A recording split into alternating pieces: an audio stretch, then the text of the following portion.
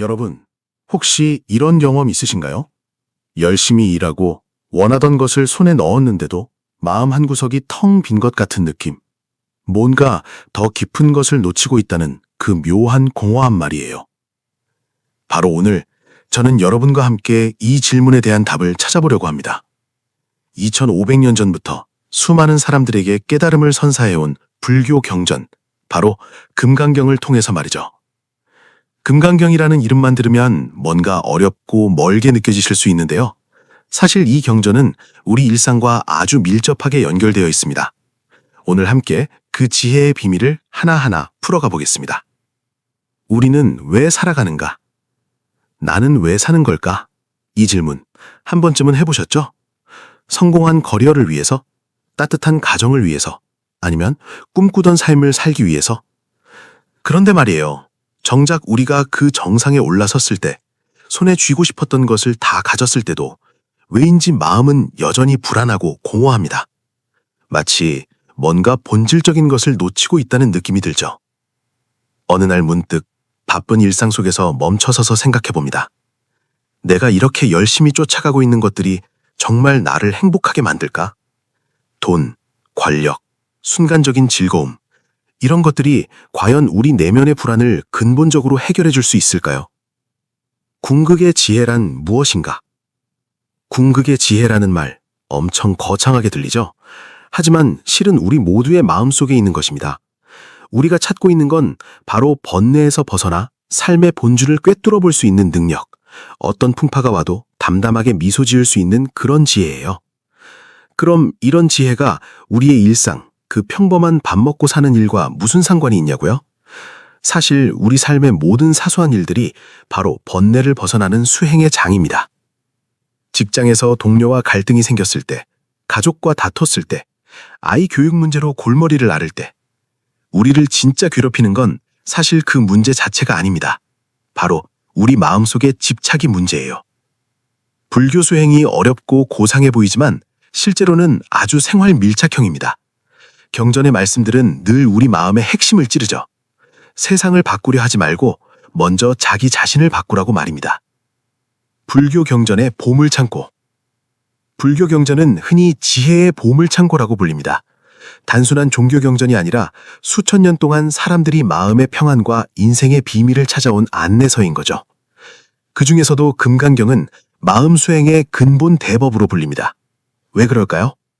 처음부터 끝까지 우리 마음속 안개를 걷어내고 생명의 진실을 찾는 방법을 알려주기 때문입니다.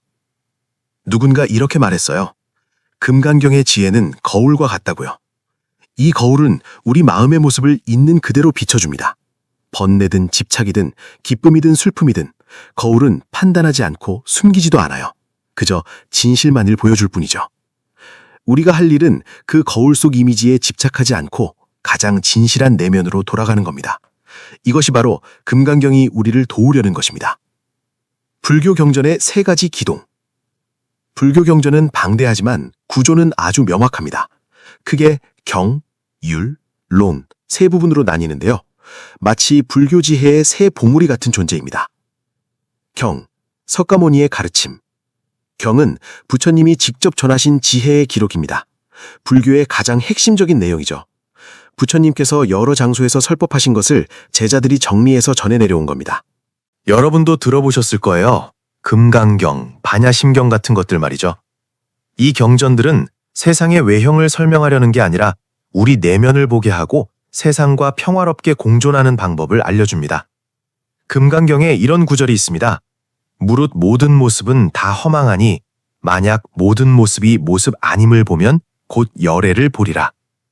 우리가 보는 모든 현상은 겉모습일 뿐이고 그 겉모습을 넘어설 때 비로소 사물의 본질을 만질 수 있다는 뜻이에요. 율, 계율과 규범. 율은 부처님께서 제자들을 위해 만드신 생활규범입니다. 쉽게 말해 수행자의 행동준칙이죠. 불교판 자기관리 법칙이라고 보시면 됩니다. 이 규율들은 악을 멀리하고 선을 행하도록 가르칠 뿐 아니라 수행자가 집중력과 청정한 마음을 유지하도록 도와줍니다. 논, 불법의 해석. 경이 지혜의 원천이고 율이 행동의 지침이라면 논은 그 지혜에 대한 깊은 있는 분석입니다.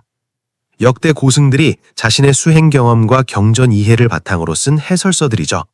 중론, 유식론 같은 저작들은 불교 지혜의 사용 설명서라고 할 수 있습니다. 이 세 부분을 합쳐서 삼장이라고 부릅니다. 삼장을 통달한 사람은 삼장법사라는 존칭을 받게 되죠. 현장법사의 위대한 여정. 삼장의 전승 역사에서 누구나 아는 이름이 있습니다. 바로 현장법사입니다. 그는 불교 전파를 위해 상상할 수 없는 노력을 기울인 분이죠. 현장법사의 일생은 생명을 걸고 진리를 찾다라는 한 문장으로 요약됩니다. 그의 이야기는 장엄한 서사시 같아요. 당나라 정관 3년, 서기 629년, 겨우 27세였던 현장은 서역으로 가는 길을 떠났습니다. 당시 실크로드는 우리가 상상하는 평탄한 대로가 아니었어요. 사막의 뜨거운 열기, 설산의 혹독한 추위, 그리고 도적과 맹수의 위협이 가득한 곳이었죠. 현장은 굳건한 신념과 비범한 지혜로 온갖 난관을 뚫고 마침내 인도에 도착했습니다. 당시 가장 유명한 불학 중심지인 날란다 사원을 찾아가 거기서 전심으로 공부했죠. 산스크리트어를 포함한 여러 언어를 습득하고 당시 보존되어 있던 거의 모든 불교 경전을 깊이 연구했습니다. 17년간의 구법여행 끝에 현장법사는 귀국길을 올렸습니다. 그가 가져온 것은 657부의 불교 경전이었어요. 이 산스크리트 경전들은 당시 불교 사상의 정수였고 그 양도 놀라울 뿐더러 불교 최고 심오한 이론들을 담고 있었습니다. 귀국 후 현장은 편안한 휴식을 선택하지 않았습니다. 즉시 번역 사업에 뛰어들었죠.